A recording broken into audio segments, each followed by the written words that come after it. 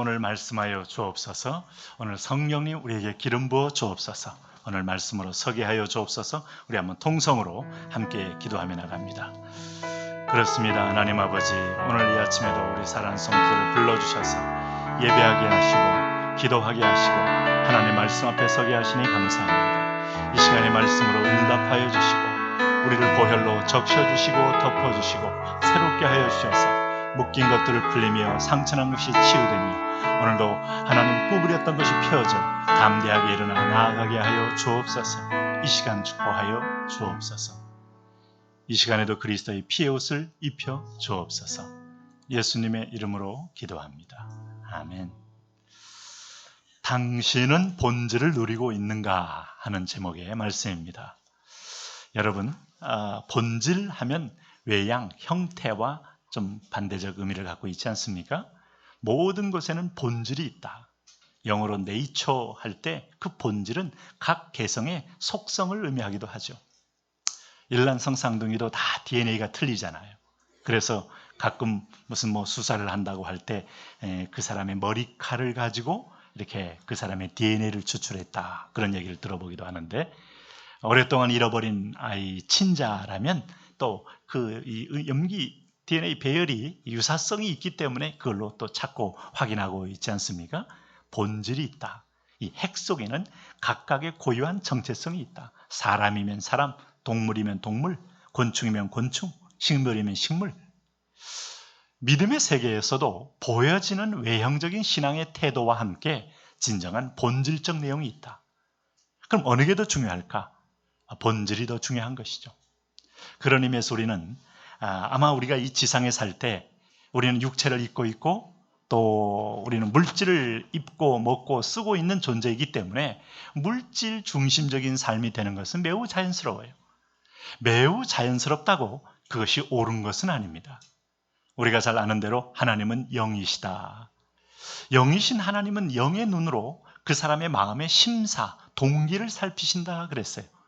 그리고 마음의 중심을 살피신다 그랬습니다.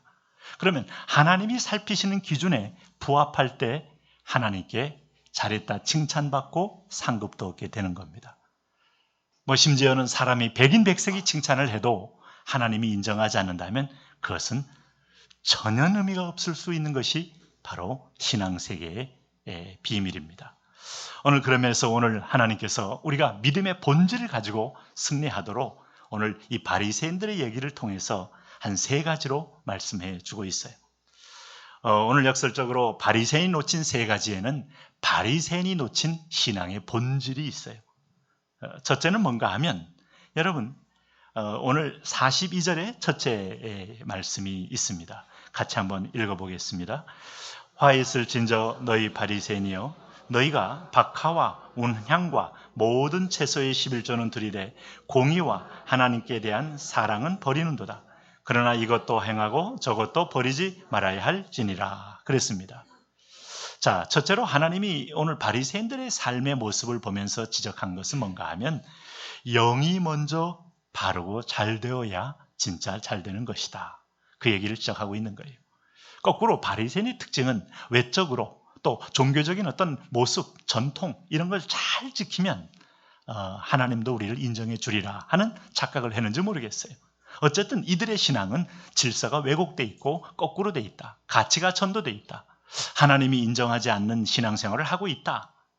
특별히 이 얘기를 하면서 11조를 예를 들었습니다. 여러분 11조, 10분의 1의 헌금을 하나님께 드리는 거다. 이게 11조입니다. 11조는 성경 레위기서 27장에 언급이 되어 있는데 여기에 너희가 농사를 지으면 곡식의 11조, 또 과일, 과수를 하면 포도주, 기름 같은 주요 농산물, 심지어 가축의 11조까지도 규정을 하고 있어요. 그런데 이제 랍비들은 여기에서 더 나간 거죠. 그래서 나무를 해오면 땔감 나무 중에 또 11조, 그리고 오늘 본문에 등장하는 박하, 운향, 이게 향료의 계통입니다. 그리고 모든 채소, 이런 11조의 대상이 이것은 구체화되지 않았음에도 불구하고 이 바리새인들은 이것을 10의 1로 나누어 하나님께 드렸다. 대단히 열심히 있지 않습니까? 여러분, 우리가 11조 생활을 해보면 물질을 하나님께 바친다는 것은 결코 쉬운 일이 아닙니다. 그 동기가 어떤 면에서 보면 분명한 동기가 되어야 바칠 수 있는 마음의 준비가 되지, 그 벽을 넘지 못해서 신앙생활에 믿음이 성숙하지 못하는 분들 많이 있는 것이죠. 오늘 이것을요, 조금 더 이게 풀어낸 본문으로 한번 읽어보면, 너희는 먼저 율법의 가장 중요한 정신인 의와 인과 신을 행했어야 했다. 이것이 내가 말하고자 하는 핵심 내용이다. 그걸 버렸기 때문에 지금 내가 이렇듯 심하게 너희들을 질책하는 것이다. 다만 그렇다고 너희들이 그렇게 목매고 열심내는 11조 규칙들을 버리거나 무시하지 말라는 건 아니니 또 오해하지는 말라. 이렇게 한번 쉽게 풀어서 한번 설명해 볼 수 있어요. 여러분, 그렇다면 오늘 11조란 뭘까? 11조는 본질적으로 가나안 땅에 들어갔을 때 땅을 배분받지 못한 족속이 있습니다. 그 족속이 레위 지파입니다. 배분받지 못한 게 아니라 하나님이 배분을 하지 말라 그랬어요. 레위 지파는 왜 배분을 못 받았는가 하면 바로 하나님의 성전의 일을 집중하기 위해서, 성전에서 예배하는 일, 성전에서 짐승을 잡고 처리하는 일, 그 다음에 또 손을 씻는 물을 가는 일, 장작을 해오는 일, 요즘 말로 하면 교회 풀타임 사역자가 그 역할을 비슷하게 한다고 할 수 있겠어요. 이 사람들은 일부러 내가 땅을 주지 않는 이유는 농사 짓지 말 것이며 농사하는데 시간 쓰지 말고 나머지 지파들이 농사를 지어 11조를 드려 그 안에 하나님을 예배하는 레위 지파들을 먹여 살리게 하라 하는 게 첫 번째 11조의 원리였습니다. 이 말 속에는 하나님이 예배를 받고 예배 중심으로 공동체를 끌어가겠다는 의지가 숨어 있는 것이에요. 그리고 또 두 번째 뜻이 있다면 매년 정기적으로 성전에는 11조 외에 3년에 한 번씩 각 성에서 11조를 더 걷어 성 안에 있는 레위인들 물론이지만 과부와 고아들, 가난한 자들 구제하도록 명령한 것이 구약성경 신명기 14장에 나오는 말씀입니다. 그러니까 하나님 사랑, 이웃 사랑의 정신이 11조 정신인 거예요. 오늘 여러분 11조 얘기를 다 할 수는 없지만은 그러면서 11조가 나오게 된 계기가, 오늘 첫 번째 얘기가 아브라함이 자기 조카 롯이 소위 그돌라오멜이라는 사람에서 잡혀갔을 때 아브라함이 자기 사병을 데리고 가서 하나님의 능력으로 그 그돌라오멜을 쳐부수고 거기에 많은 전리품을 가져옵니다. 가지고 오다가 중간에 멜기세덱 왕을 만나면서 하나님께 그 전리품 가운데 10의 1조를 드리면서 예배로 하나님께 나아가는 데서 시원이 또 시작돼요. 그러면서 우리가 잘 아는 야곱이 형 에서의 눈을 피하여 도망가다가 베델에 와서 그는 하나님 앞에 기도하다가 하나님의 하늘나라의 환상을 보는 중에 그는 그 스스로 서원합니다. 내가 하나님 오늘 외삼촌 집에 가서 잘 거하면서 많은 양떼와 소출을 얻어가지고 돌아오게 되면 반드시 내가 그 중에 10의 1을 드리겠나이다 하는 서원을 합니다. 어쨌든 감사제적 의미가 숨어 있는 것도 사실이에요. 여러분, 과연 이것을 요즘 과연 그러면 신약에는 11조가 합당할 거냐? 예수님은 오히려 여기에서 한 걸음 더 나가서 사도행전에 보니까 오늘 여기 사도행전에는 모든 것이 하나님 것이다. 또 초대교회의 영성을 보니 여러분 자기 소유를 다 내놓고 유무상통하는 역사가 있었다. 사도 바울도 이 문제에 대해서는 자원하는 마음으로 기쁘게 하나님께 드려야 됨을 얘기하고, 예수님의 경우에도 과부의 두 렙돈을 칭찬할 때 자기가 가진 것의 전부를 하는 마음으로 그걸 칭찬해 주심으로 주님은 이 모든 물질의 주인이시고 축복의 주인이심을 강조하며 우리가 드리는 그 원리와 정신이 그대로 흐르고 있음을 설명해 주고 있어요. 자, 여러분, 간단하게 우리가 11조를 살폈습니다만은 오늘 이 바리새인들은 이렇게 잘하고 있는데 참 구체적으로 613가지 이 율법 중에서 365개는 안 되는 거고 해서는 안 되는 거고, 그 다음에 248개는 해야 되는 걸로 구체적인 항목을 정해놓고 이렇게 나무에 땔감의 11조까지 챙기고 박하와 회양 채소까지도 그는 열심히 드리는 열정이 있는데 왜 문제가 됩니까? 네? 사실 이 사람들은 11조를 드리는 것의 목적이 하나님을 사랑, 이웃 사랑, 이 마음의 동기가 크지 않고, 이사야서는 오늘 이 이스라엘 백성을 지적할 때 이런 지적을 해요. 마가복음 7장에서 이 본문과 함께 지적한 것이 이사야가 너희 외식하는 자에게 대하여 잘 예언하였도다. 이 백성이 입술로 나를 존경하되 마음은 내게서 멀도다. 마음이 없는, 중심이 없는 이런 데서 주님의 마음을 사지 못했다. 다시 말하면 좀 우리가 식상한 용어로 표현하면 형식주의 율법주의에 빠져서 율법의 근본 정신인 사랑을 잃어버린 거다. 여러분, 율법은 심판이 아니에요. 율법 속에는 그리스도의 사랑이 포함되어 있어요. 하나님 사랑, 이웃 사랑. 그러니까 우리가 많은 규범과 규율을 지키지만 그 속에는 사랑이 있다. 사실상 사회에서 지키는 법도들도 그게 사람을 제재하고 감옥에 집어넣기 위한 법 아니잖아요. 다수의 사람들을 보호하기 위한 사랑의 정신이 숨어 있는 거 아닙니까? 집어넣어서 감옥 집어넣는 게 목적이라면 감옥만을 계속 지어야 되고 그 사회는 망하는 사회죠. 본질적으로 율법 속에는 하나님이 우리를 지키고 보호하고 내 백성을 축복하는 원리가 숨어 있는 것이죠. 그런데 오늘 이 바리새인들은 이 11조를 어떻게 이해하고 어떻게 사용했는가 하면 누가복음 16장에 보면 그들의 기도 속에서 그들의 생각이 일변이 나옵니다. 바리새인은 서서 따로 기도하여 가로되 하나님이여 나는 다른 사람들 곧 토색, 불의, 간음은 하는 자들과 같지 아니하고 이 세리와도 같지 아니함을 감사하나이다. 나는 일회에 2번씩 금식하고 또 소득의 11조를 드리나이다. 자기 의로 삼는 거예요. 그걸 가지고 못하는 사람을 판단하고 정죄하고 그리고 나서 그는 자기가 얼만큼 하나님 앞에 쌓았는 것이 많았는가를 스스로 자부심을 넘어 그것이 하나님께 나가는 의가 되어 있는 모습을 성경은 지적하고 있는 거예요.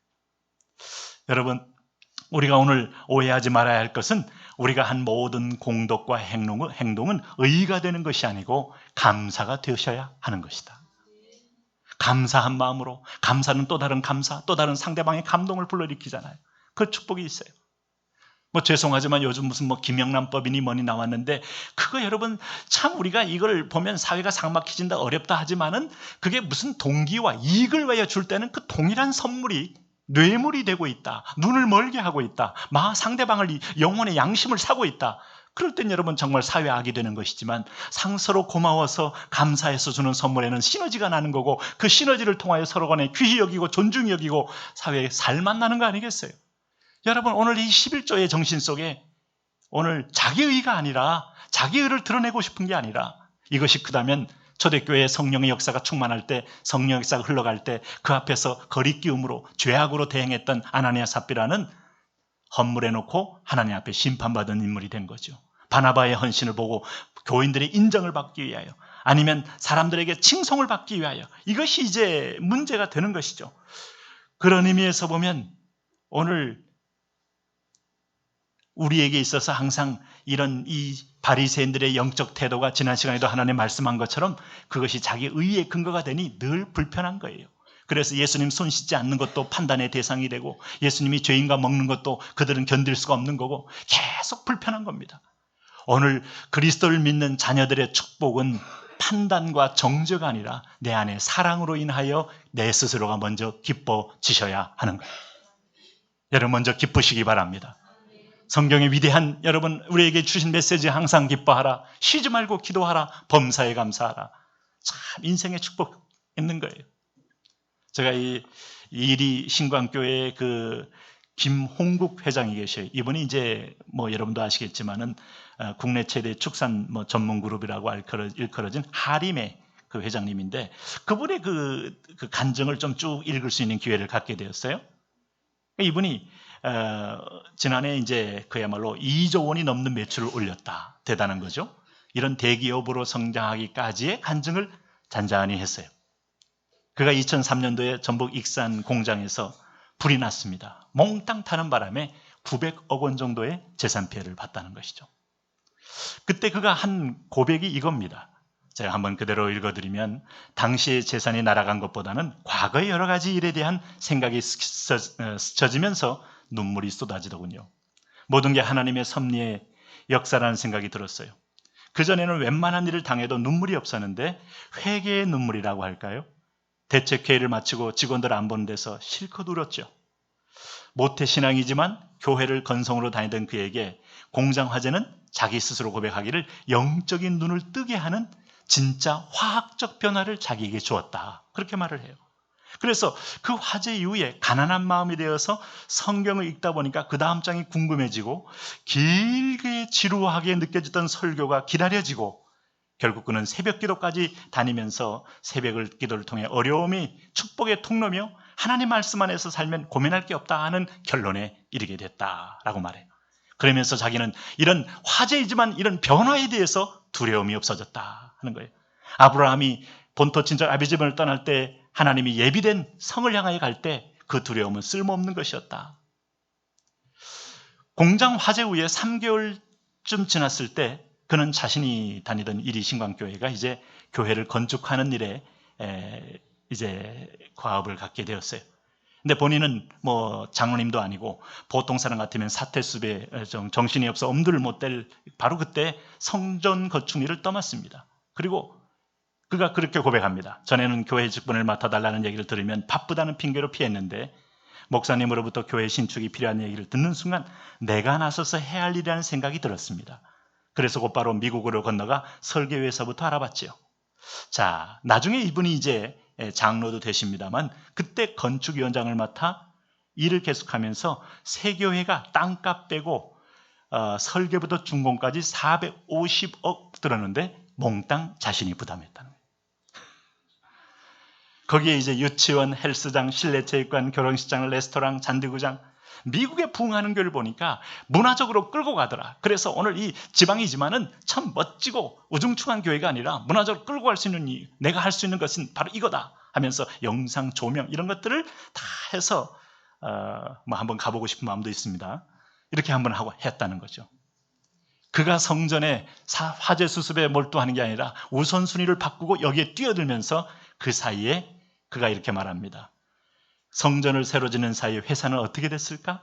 닭, 오리, 돼지고기, 사료 부분에서 국내 점유율 1위로 떠오르며 뭐 홈쇼핑 뭐 여러 가지를 하는데 뭐 일일이 제가 나열할 필요는 없고 2조 원의 매출 올리는 대기업으로 성장하게 되었다. 이것은 바로 기업의 존재 이유를 내게 가르쳐준 것이었다 하는 거죠. 여러분 어떻습니까? 우리는 여러분 하나님을 사랑하는 마음이 생기면서 근본을 알게 되고 본질을 알게 되면 내가 주인이 아니라는 마음에서 하나님은 나를 복주기를 원한다고 생각하게 되고 본질적으로 하나님 내게 어떤 그릇을 주기를 준다는 생각을 하게 될 때 믿음의 고백과 믿음의 순종을 할 수 있지 않겠어요? 세상에서 아버지와 아들 관계, 부모와 자식 관계가 참 사랑스러운 관계잖아요. 뭐 이 죄송한 예입니다만은 러시아의 석유 재벌인 미하일리 구트세리예프라는 분이 있어요. 이분이 최근에 아들 결혼식에 10억 불, 1조 1,500억을 썼다고 합니다. 죄송합니다. 1조 1,500. 그래서 제가 이제 한번 쭉 찾아보니까 결혼식장이 큰 홀인데 생화로 가득 차고 하늘에는 샹들리에로 가득 차고 케이크는 9m고 하객 선물은 다이아몬드 선물로 600명만 딱 특별해서 부르고 아들은 28, 신부는 20살. 신부가 입은 드레스만 해도 이게 다이아몬드가 10kg가 넘어 무거운 걸 끌고. 왜 그렇게 할까? 석유 재벌이고 뭐 그분의 재산은 한 7조가 넘는데 자기가 이렇게 돈 벌어서 다 쓰지 못할 거 가장 사랑하는 아들에게 마음껏 쏟아붓자 뭐 이런 마음 가진 거 아닐까요? 네? 그러니까 그런 돈을 쓰지 않았겠습니까? 뭐 좋은 예가 아니어서 죄송합니다만은 사랑하니까 그렇게 한 거 아니겠어요? 여러분 러시아 석유 재벌 가운데서 50대 분이 10대 그 여자를 자기 부인으로 맞아들이면서 아주 뭐 그 선물도 보통 뭐 수많은 그 수억 대의 차량을 선물로 주고 하는 것이 나온 걸 보면 이 사랑한다는 것은 아끼지 않는 것임이 틀림없어요. 네? 에로스든 그게 아니면 아버지 모자지간이든 부자지간이든 간에 근데 하나님께서 오늘 우리에게 원하시는 건 땅을 기업으로 주시면서 오늘 우리에게 요구한 이 사랑 하나님을 향한 사랑은 고백이고 동시에 이웃을 향한 사랑으로 우리가 흘러가기를 원하시는 것이죠. 저는 여러분이 이 땅에서 영적으로 육적으로 가난한 가운데서 손을 뻗치는 존재가 아니라 흘러보내는 하나님의 사랑의 그런 통로가 되기를 축원합니다. 두 번째 보면 오늘 바리새인들이 뭐를 심각하게 오해했느냐? 여러분 한번 보세요. 43절입니다. 같이 한번 읽습니다. 시작. 화 있을진저 너희 바리새인이여 너희가 회당의 높은 자리와 시장에서 문안 받는 것을 기뻐하는도다. 그랬습니다. 화 있을진저 너희 바리새인이여. 오늘 여기 바리새인의 두 번째 착각은 자기가 스스로 높여야 높여진다고 착각한 거예요. 오늘 성경에서 우리에게 말해주는 진리는 하나님 앞에서 스스로 낮추는 자가 하나님의 개입을 불러오고 하나님이 그를 높인다. 낮아지는 것이 높아지는 것이다 라는 진리를 우리에게 가르쳐 줍니다. 여러분, 교만이란 말이 무슨 뜻일까요? 교만한 사람의 특징 중에 하나는 교만한지를 당신이 모른다는 사실이죠. 그리고 그의 모습 속에는 모든 행위를 사람에게 보이고자 하는 행위가 숨어 있는 것이죠. 오늘 여기 바리새인들이 그렇게 말합니다. 그래서 이 사람들은 율법이라는 것을 틀을 가지고 저는 어떤 노신사가, 어떤 노 목사님이 자기가 평생에 자원면허를 살 때 마음속에 딱 갖고 있는 것이 그거였어요. 내가 속이 더러운 것만큼 겉이 더러울 필요는 없다. 그러나 평생에 겉이 깨끗한 것처럼 속이 깨끗하다고 착각하지는 말자. 나는 날마다 하나님 말씀 앞에서 스스로의 동기를 살피며 자신을 살펴보아 나아가기로. 바로 여기에서 여러분, 우리는 하나님 앞에 칭찬받는 믿음의 사람이 되는 거죠. 누가복음 14장 11절에 누구든지 자기를 높이는 사람은 낮아지고 자기를 낮추는 사람은 높아지리라. 할렐루야. 이게 주님의 비밀이에요.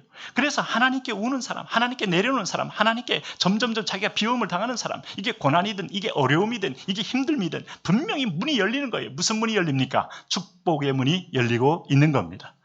은혜와 긍휼의 문이 열리고 있는 겁니다. 내 평생에 여러분, 그런 기회를 갖는다는 것은 참으로 다양한 일이고 하나님을 향하여 화학적 변화를 얻을 수 있는 위대한 영적인 축복의 분기점이에요. 거듭나야 천국을 보고 거듭나야 하나님 나라에 입성하는데 내 영혼의 거듭남이 없이 진정한 축복을 누리기는 어려운 거예요. 제가 어느 미국 크리스찬의 그 글을 읽다가 한 부분에 동의한 대목이 있어요. 그분이 미국의 영성의 약화, 이걸 얘기하면서 우리가 초창기에 미국이 파운데이션 할 때, 나라가 세워질 때 우리의 구호는 우리는 하나님을 믿는다. In God we trust. 달러에도 그거 써 있잖아요. 달러 밑에 보면, $1 밑에 보면 In God we trust. 우리는 하나님을 믿는다. 근데 어느 순간에 우리가 부가 들어오고 물질이 들어오면서 우리의 구호는 달라졌다. 나는 나의 권리를 원한다. I want my right. 나는 나의 권리를 원한다. 권리 장전을 선포하고 시민의 권리 하면서 하나님을 향한 감사가 떨어지면서 수많은 보이스는 나오는데 점점점 기쁨은, 감사는, 예배는 서서히 멀어지면서 미국의 영성은 약화되며 미국의 힘은 빠졌다. 아직도 미국은 강대국임이 틀림없습니다만은 저는 이분의 정의를, 이분의 어떤 진단에 대해서 마음에 도전을 받게 됐어요. 여러분 그렇지 않을까요? 세 번째, 여러분, 오늘 이 바리새인이 오늘 가지고 있었던 가장 중요한 놓친 거, 오늘 44절 말씀에서 나옵니다. 같이 한번 읽죠. 시작. 화 있을진저 너희여, 너희는 평토장한 무덤 같아서 그 위를 밟는 사람이 알지 못하느니라. 여러분, 여기 42, 43, 44절이 하나하나 연결고리입니다. 왜냐하면 너희 마음의 동기가 성령의 동기 아니요, 기쁨의 동기 아니요, 사랑의 동기 아니요. 그러니 이 동기가 아니니 여러분, 사람들은 사람에게 인정받고 싶어하는 게 목적이 되고 주제목이 되고, 그래서 높은 자리와 시장에서 문안받는 걸 기뻐하는 사람이 되고 자기 의복에 술을 길게 달아 자기가 바리새인임을, 랍비임을 아주 드러내고 두드러지게 하기를 원하고, 그렇지 않습니까? 그 옛날에 제가 학교 다닐 때 대학교 신입생들 됐을 때 아주 괜찮은 학교라고 생각이 되면 꼭 배지를 여기다 크게 난닝구에다가도 배지를 붙이고 그리고 이렇게 시내도 다녀보고 안 가야 될 때도 가보고 이러면서 과시를 합니다만 이제 3학년이 되고 4학년이 되면 어느 순간 이게 다 떨어져 나가요. 왜 그런가 하면 현실은 녹록지 않거든요. 네? 학교가 당신을 밥 먹여준 게 아니고 자기 전공이 자기가 적당히 해야 될 일을 찾아야 되는 일은 찾지 못하고, 그러니까 배지는 사라지고 현실은 보이고 이제는 뭔가 조금 철이 든 거죠. 인생 살 때 여러분, 우리가 자랑하고 싶은 것이 많아도요, 네, 돌이켜보면 참 철부지 같은, 그런데 하나님의 영광, 하나님의 사랑, 이게 이제 성령의 19가지 열매입니다. 근데 오늘 여기 44절의 세 번째 이분들의 착각, 이 사람들의 착각이 뭔가 하면은 그렇게 철저하게 하나님을 위한다고 하면서도 사실은 그 목적과 동기는 자기를 위한 것이었다. 그래서 그가 사실은 회찰한 무덤처럼, 그 무덤에 죽은 시체가 이제 보통 유대인들은 굴에도 넣지만은 평토장을 합니다. 평토장은 땅을 파고 흙을 편편하게 묻어두고 거기다가 지금은 뭐 대리석을 올려놓거나 묘비를 세우기도 합니다만 그게 이제 세워지지 않을 때는 그 횟가루를 거기다 표현해서 무덤이라고 표현을 하는 거예요. 우리는 이렇게 동그란 반원형 봉분이니까 지나가다가 저 무덤이 있네, 공동묘지가 저기 있네 이렇게 알 수 있지만 유대인들은 그게 이제 오랫동안 이게 비가 오거나 아니면 이렇게 바람이 불어서 이게 횟가루가 날아가면 이게 무덤인 줄 몰라요. 그래서 이제 사람들이 그 무덤을 밟고 지나갈 수 있다 이 말이에요. 근데 성경이 뭘 얘기하고 있는가 하면 너희들이 하는 짓은 시체가 썩어 무덤이 되었는데 사람들이 밟게 되므로 그들이 부정한 것을 밟게 함으로 예배를 9일 동안 할 수 없는 자의 자리에 처하게 됩니다. 다시 말하면 그리고 많은 사람이 너희를 밟고 지나가므로 너희의 부정함을 너희가 오히려 전염병처럼 번지게 하는 역할을 하고 있다는 거죠. 여러분, 세상은 우리가 좋은 것이 전염되는 것보다는 부정적인 것이 훨씬 더 전염이 빨라지고 그 전염이 온 전체 사람들의 영혼에 그야말로 눈을 가릴 수가 있는 겁니다. 네? 어떻습니까? 여러분 마음에 항상 감사가 있으십니까? 안 그럴 때는 위험하고 수상한 거예요. 기쁨이 있으십니까? 여러분 그것은 위험한 거예요. 네? 당신의 상태를 묻는 거 아니에요. 당신이 소유를 묻는 거 아닙니다. 당신이 많이 가졌느냐 지금 이러느냐를 묻는 게 아닙니다. 오늘 그것을 우리 마음속에 어떤 것이 진짜 하나님 앞에서 내가 서 있는가를 보여주는 영적 상태는 내가 소유에 관계없이 내가 드림에 관계없이 하나님 앞에서 나는 항상 뭐예요? 사도 바울이 디모데에게 한 말이죠. 디모데후서 2장 15절 내가 진리의 말씀을 옳게 분별하여 부끄러울 것이 없는 일꾼으로 인정된 자로 자신을 하나님께 드리기를 힘쓰라. 내어놓고 맡기고 여러분 이렇게 볼 때 비로소 마음에 감사가 오는 거예요. 다윗과 사울의 차이가 뭡니까? 다윗은 자기 성찰이 되면서 마음속에 깊은 죄의 근간이 뭔가를 보는 눈이 열리면서 그는 회복도 있었어요. 그래서 다윗의 기도는 뭐예요? 내 속에 정직한 영을 새롭게 하여 주옵소서. 사울이 문제입니다. 세상이 문제입니다. 불의한 세계가 문제입니다. 이러고 비난하고 있으면 해답이 안 돼요. 여러분 죄송한 얘기지만 제가 그 젊은이들 가운데 소위 가나안 성도, 교회를 멋정하고 다니는 그런 형제들을 제가 몇 개월을 따로 모아서 주중에 성역 공부를 한 적이 있어요. 우리 교회 개척하기 전에. 근데 여러분 오늘 젊은이들 가운데 교회를 이렇게 정해서 못 다니는 청년들은 이렇게 말합니다. 교회 나오지 않는 이유는 교회가 위선적이기 때문이다. 예수님을 믿는 사람들이 내면이 변화되지 못하고 겉으로는 경건한 신앙의 모습을 가지고 있지만은 내면은 조금도 변화되지 못하고 그런 위선에 대해서 환멸을 느끼고 교회를 떠난다. 자, 오늘 젊은이를 대변하는 한국의 대표적인 젊은 어떤 그런 운동가들도 이런 표현을 씁니다. 네, 맞는 말이고 제가 그것이 아니라고 부정할 그런 근거도 자격도 없습니다. 그런데 한 가지를 기억하셔야 합니다. 과연 그것이 길일까? 길이 아니라는 데 문제가 있어요. 비난하고 옳은 얘기를 했어요. 시원했어요. 시원하게 약점을 틀었어요. 그런데 해답은 아니에요. 그것이 여러분 문제인 거예요. 잘 기억하셔야 됩니다.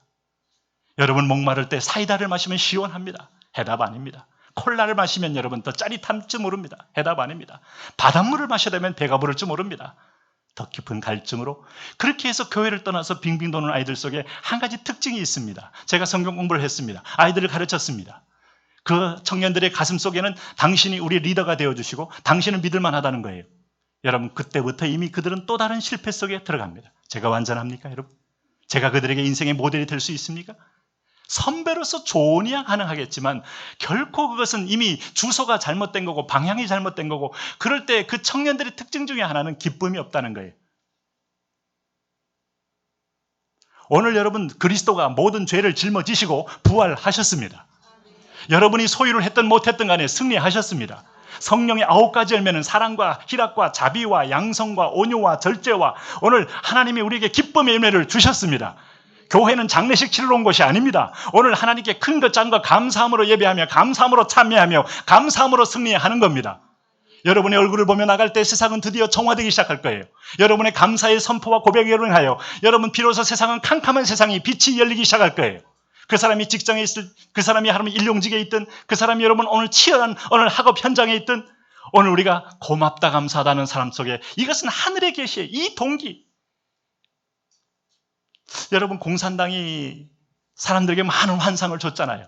물론 이제는 싹 사라지고 이제는 공산당 하는 나라들마저도 이제는 이 자본주의 뭐 이렇게 소위 시장 경제화 돼 있고 북한도 이제 70%는 시장 경제화 안 하면 먹고 살 길이 없기 때문에. 근데 여러분 보세요. 우리 북쪽의 북한 사람들 보면은 길이 없잖아요. 왜 길이 없는 줄 아십니까? 그것이 길이 아니었기 때문에 길이 없는 거예요. 왜? 애초부터 가진 자에 대한 분노로 시작했습니다. 분노로 그들은 이미 힘을 모았습니다. 군중을 모았습니다. 그런데 여러분 그 군중의 힘을 가지고 그들은 국가 건설도 했습니다. 그 다음에 앞으로 남쪽보다 더 잘 산다고도 생각했을지 모릅니다. 계속 힘이 납니까? 계속 분노해야 합니다. 우리가 핵무기를 만드는 건 미군 때문이고 우리가 핵무기를 만드는 건 저 괴뢰도당 때문이고 우리가 핵무기를 끊임없이 증오심을 가져야 합니다. 그 세뇌가 먹혀 들어가죠. 그래서 사람들은 서리도 졸라매고 계속 미국에 대해 증오하고 남한에 대해 증오하고 어느 순간에 세계에서 가장 비참한 나라가 되었음에도 불구하고 그리고 중국 한번 가면 모든 게 속았다는 걸 알고 다 탈북하게 되는 이유가 뭐예요? 길이 아닌 데서 길을 먹고 있기 때문에. 오늘 당신의 생각 속에 의로운 것이 뭘까요? 그것은 자기 의가 아니고 하나님의 의가 임하셔야 합니다. 그 의는 여러분 오늘 성령으로 인한 사랑의 동기예요. 이것을 잃어버릴 때 그 영혼은 불행해지는 거예요. 오늘 바리새인들은 마음은 편하잖아요. 그렇게 철저한데, 그렇게 잘하고 있는데, 그렇게 불편해요. 마음에 번민이 있어요. 허전해요. 허무해요. 여러분 사울은 한 번도 평안한 적이 없어요. 권력도 있어요. 힘도 있어요. 정적을 제거할 만한 사람들도 자기가 부릴 수 있어요. 그럼에도 그는 하나님과 등지면서 분노를 가지고 끌려가는 인생 속에는 그는 평안이 없어요. 도망다니는 13년 동안의 도망자 다윗 속에는 평안이 있어요. 기쁨이 있어요. 기다림이 있어요. 인내가 있어요. 여러분 이것이 성령의 열매인 것입니다. 성령의 열매의 사람이 되시기를 축원합니다. 은혜의 사람이 되시기를 축원합니다. 무릇 지킬 만한 것보다 더욱더 내 마음을 지키라. 생명의 근원이 이에서 남이니라. 배도요, 항구에 오랫동안 정박해 놓으면 그 어선 움직이는 선장님들이 그런 얘기 하셔요. 이게 조개들이 와서 달라붙어 가지고 결국 이게 배가 엄청 기름도 먹고 잘 나가지도 않는다는 거죠. 이걸 하려면 이 조개를 다시 제거해, 다시 들어가서 새롭게 다 제거해야 돼. 그래서 붙지 않도록 뭐 기름칠을 하든 뭘 칠해야 돼. 네? 인생을 향해 할 때 여러분 인간이 삐죽삐죽 나온 것들은 내 인생의 걸림돌이 되고 어떤 것은 디딤돌인데 내 눈에 여러분 걸림돌이 되어 이 배는 계속 한 자리에서 그저 기름만 써가면서 그냥 엔진만 돌아가는 인생이 될 수도 있다. 제가 최근에 창원 천종호 판사가 비행 청소년 담당인데 이분이 재판한 기록을 보면서 이렇게 마음에 따뜻함을 느꼈는데요. 이분이 소년부 판사입니다. 근데 이 청소년 하나가 이제 비행으로 이제 잡혀온 거예요. 그래서 판결에서 이제 소년을 보내야 되는데 방청석에는 아버지가 딱 앉아 계셔요. 근데 오늘 이 판결을 어떻게 내리는가 하면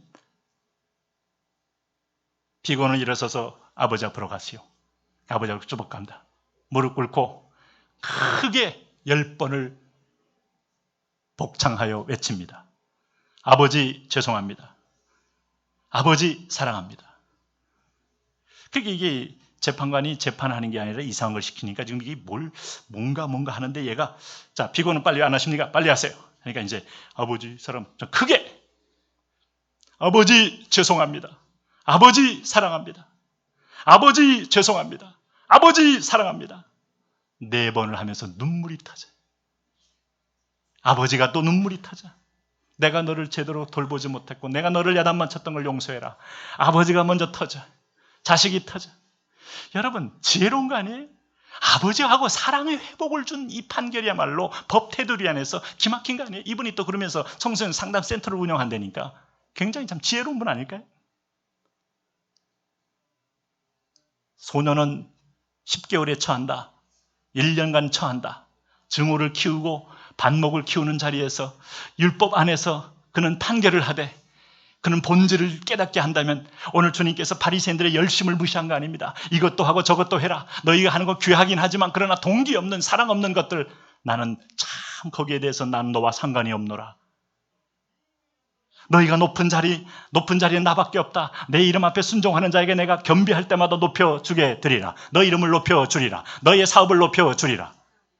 오늘 너희가 평토장한 무덤 같아서 오히려 이게 안 되면 너희가 계속 부정적인 바이러스를 번지고 여러 사람까지도 예배할 수 없도록 7일 동안 도무지 하나님의 성소에 들어올 수 없도록 부정한 자가 될 수 있지만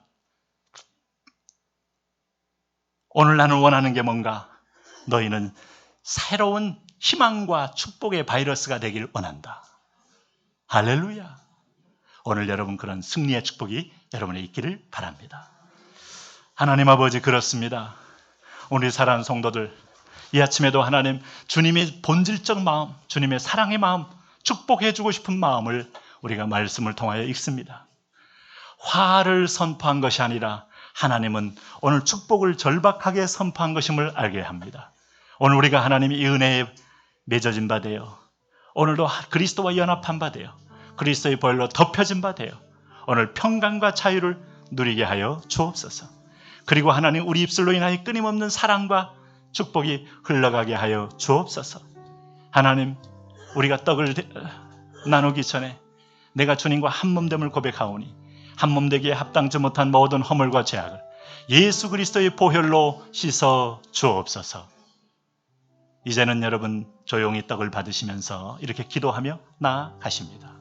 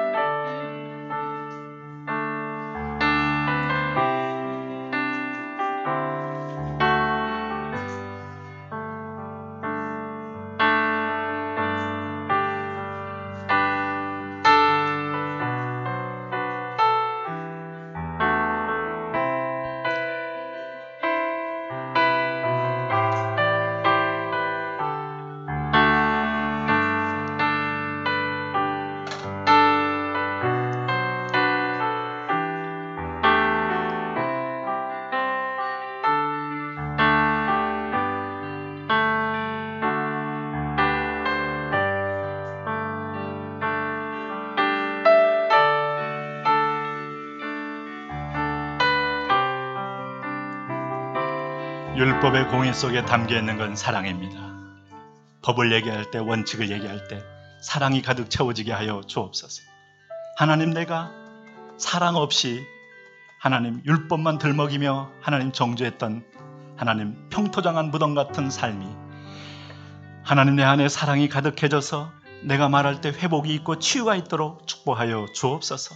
나를 그렇게 부르신 주님, 그런 은혜가 충분히 가능하기에 오늘도 주님은 우리에게 그렇게 은총의 문을 열어 놓으셨습니다. 십자가의 골고다, 하나님 골고다의 십자가,